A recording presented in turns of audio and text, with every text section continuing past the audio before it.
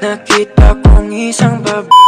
Hey guys, welcome back to my channel, that's the page.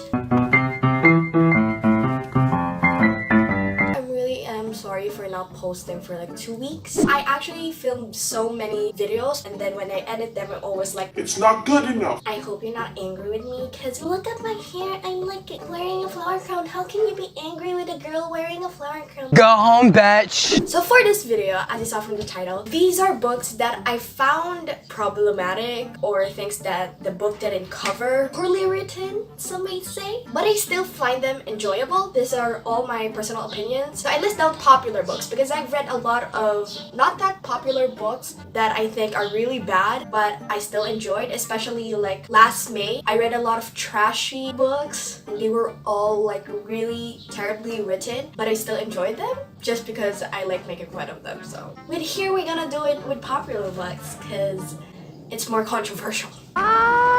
Yeah. So let's go.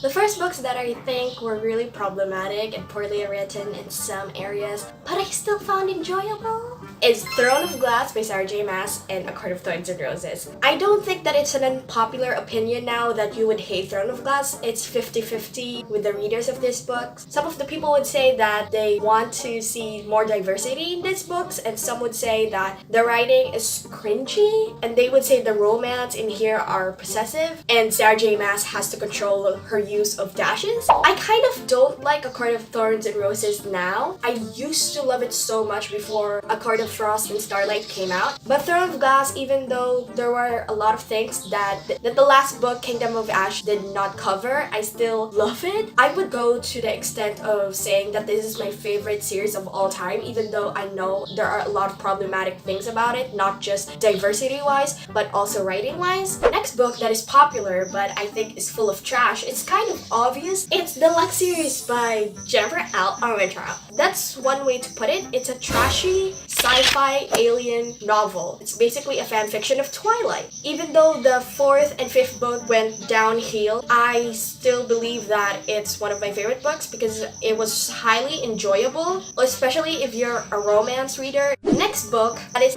Queen of Air and Darkness by Cassandra Clare. So this is the last book in the Dark Artifices series. To be honest, this kind of went downhill. I was having a lot of expectations. There were a lot of things that happened and I couldn't ride with it because there were parts where I was questioning what was happening. It was sort of confusing, but my confusion doesn't really overpower my enjoyment. I still love Emma and Julian and all the characters in here. There's a romance in here that was sort of weird, but I still like. The characters are amazing. Just the plot was confusing.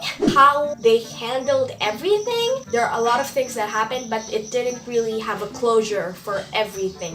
Next book was Percy Jackson and the Olympians by Rick Riordan. I know I rated this like 4 stars. Freaking Percy is the most gullible protagonist I've ever read about in my entire life. How many traps happened in this one single book that has like 200 pages? How many people told him, come, go here, and he would be like, okay, and then they would fall into a trap?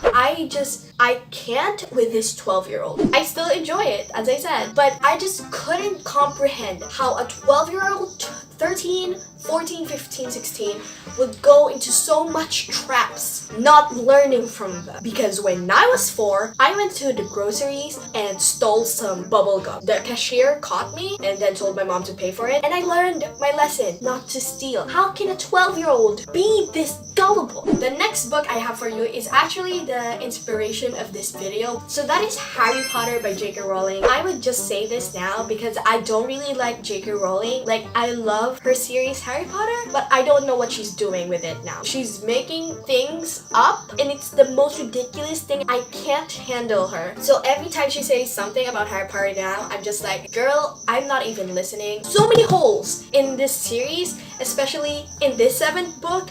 And also the Deathly Hallows is one of the most stupid things I've ever read before. It didn't do anything to them. It was just knowledge, I guess, but it became such a huge part, even though it didn't have to do anything at the end. There are a lot of loopholes in this book that I do not understand. It's so frustrating because you want to know answers, but instead of J.K. Rowling answering those questions, she is making things up. It's the most irritating thing in the entire world. Even though there are a lot of loopholes, it's still highly enjoyable just because she made this world, you know, this kind of world that is such a big part of our own world now. Next book is After by Todd. You know me with After and you hate it. I would explain it again. I read After at January until April. I was having a rough time. I wanted to tell you guys why I think it's problematic. That was my plan. But when I started reading it, things started happening to me. Emotionally, I wasn't okay. I didn't know how to cope but to just make videos, edit them, and read a trashy novel without actually criticizing it. It kind of helped me get through those rough times. This book, it's a toxic relationship. There are things that it would say this happened, but that didn't really happen. Simon & Schuster published this, right? And they didn't even edit it. I know it came from Wattpad, but if you're being professional now, you should have edited, not just edited the grammars or the spelling. You should have edited the entire book. Next book is something that is a popular opinion for a lot of people, and that is Twilight Saga by Stephenie Meyer. We all know it's trashy. A lot of people are starting to hate on it, and most of the time people are saying that Bella was stupid and she's such a weak character. There are a lot of things that I don't like about Bella, but her being weak is not one of them, especially with her being human and her running around with strong creatures. But I still love it. It's still one of my faves. Why? So I hope you guys enjoyed this video. Tell me in the comments books that you found like not that good but you still enjoyed anyways. These are mine, so it's fine. I'll see you and you'll see me on the next video. Pilipina, yeah. Dalagang Pilipina, yeah.